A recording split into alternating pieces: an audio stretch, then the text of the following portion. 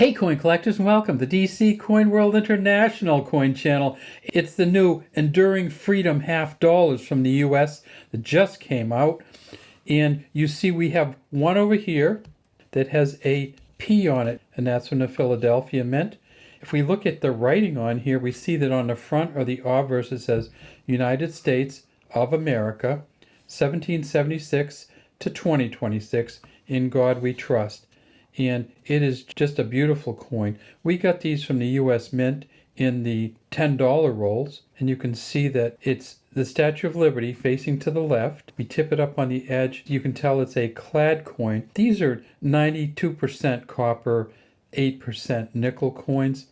What happens is they have a copper nickel cladding on the front. That's where all the nickel is, front and the back. And then in the center, it's just pure copper. We look on the back and look at that. Knowledge is the only guardian of true liberty. And we see the Statue of Liberty's torch coming out of her hand, another hand reaching toward it, E pluribus unum here, and half dollar. These coins are going to be in the banks. I'm not sure if you could certainly go to your bank and ask if you can get some of the circulating ones. Looks like they've made about 70 million so far. There will be plenty of them out there if you can find a way to get them. At the Philadelphia Mint through April 30th, they made 30.2 million, and then they also have made them at the Denver Mint in a circulating version, and you can see the D down here. Same exact thing from the Denver Mint.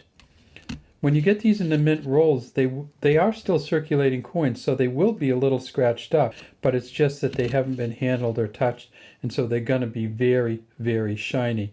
You can see this one has a kind of a scratch down the Statue of Liberty's face. When these half dollars are made at the mint, they hit each other. And you can see this is the indentation from the side of one of the other ones that hit it. And you're going to always find the scratches and the dings because when they kind of send them out of the machine, they hit against each other. Now this down here is not a die crack or anything. This is actually the Statue of Liberty's, the prongs coming out of the Statue of Liberty's headdress. And so you see the different prongs coming out all the way around. So it looks a little funny down here, but that's by design. And then you can see the top of the Statue of Liberty. It's tipped a little bit, but this would be where you could stand in the Statue of Liberty and look out over New York Harbor. These coins weigh 11.2 grams. The circulating coins weigh 11.2 grams, and there is going to be a proof version which will come out later this summer with an S on there, which is clad, and a silver proof version which will come out in July, I believe. And that silver proof version will be 90% silver, 10% copper, not the 99% silver that the current silver proof sets use. The US half dollar has been around for a long time. The first ones from 1794 on, they were the early bust Statue of Liberty and the seated Liberty. And then came the Barber half dollars, and you can see one of those here with the 13 stars around the outside. Lady Liberty facing to the right with a tie in her hair. And these are going to be 90% silver half dollars. United States of America half dollar, and the E pluribus unum in the banner going across. That's where the mint mark will be, right down there at the bottom. In 1916, they moved on from the Barber half to the walking Liberty half. And here's a 1917 version. Liberty around the top, 1917 here. If we flip this one over again, we're going to have the eagle on the back. The mint mark would be right down here if there was one. E pluribus unum here, half dollar here. Now initially it did say 50 cents on the first half dollars, but then in the 1800s they moved to half dollar instead of 50 cents. After the walking Liberty half, we went in 1948 to the Franklin half. This is just a big difference. The first non-president, real person on a half dollar, Benjamin Franklin facing to the right, Liberty above his head, in God we trust here, 1948. Again, a 90% silver half dollar. United States of America, half dollar, E pluribus unum on the back, with the Liberty Bell, and with an eagle and an E pluribus unum. The Franklin half was built to last But unfortunately, in 1963, President John F. Kennedy was shot.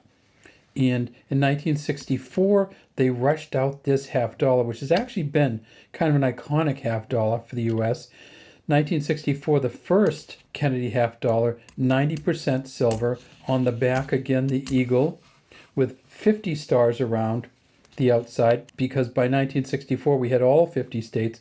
Mint mark would be right down near under the olive branch. There's the D for Denver. E pluribus unum here, 9 stars above the pluribus unum banner and 4 stars below, if you can see them right down here. In the eagle's claws, the olive branch and the arrows. 1964, 90% silver. In 1965, they switched to a 40% silver half dollar. And that 40% silver lasted through 1970. And then in 1971, they came out with the first clad half dollars ever in U.S. history. And you can see the copper nickel front, you can see the copper center, and the copper nickel back. Everything on the design was the same. You can see the D here is below Kennedy's neck. So they had switched mint mark from the back to the front. From 1968 on, the mint mark was on the front below Kennedy's neck. They've essentially kept this same image of Kennedy through till today. But they did change something in 1976 because they came out with the Bicentennial half. The ones that came out this week are called the Semi-Quincentennial, which is 250 years since the establishment of the United States of America. In 1976, it was 200 years, so this is going to be a 50-year-old one. And then they changed the back completely. So instead of the eagle being on the back for the United States of America, they have the United States of America around the top, 200 years of freedom, Independence Hall in Philadelphia, and half dollar down here at the bottom with 13 stars going across. So we have had a specialty half before that only came out in 1 year, 76. This Bicentennial half came out. They kept these the same through the year 2025. And you can see this is last year's Kennedy half. Everything the same. The only thing that they really changed was for the silver mint sets in 2019, they went to a 99.9% silver. So there still are some silvers out there, but if you do get one of these from 2019 on, it'll be a 99.9% silver rather than a 90% silver. So there we go. There's our Philadelphia version. And then on the front of this one, of course, you can see the D for the Denver Mint. All right, that's all we have today from DC Coin World International Coin Channel. Take a look for these halves out there. If you can't find one at your bank or your bank won't order you one, you can simply go to the US Mint website. They cost more there, but that's how you can guarantee you can get one. Thanks for watching DC Coin World, and we'd love to have you subscribe to the channel. And if you have any comments, please put them in the comment section.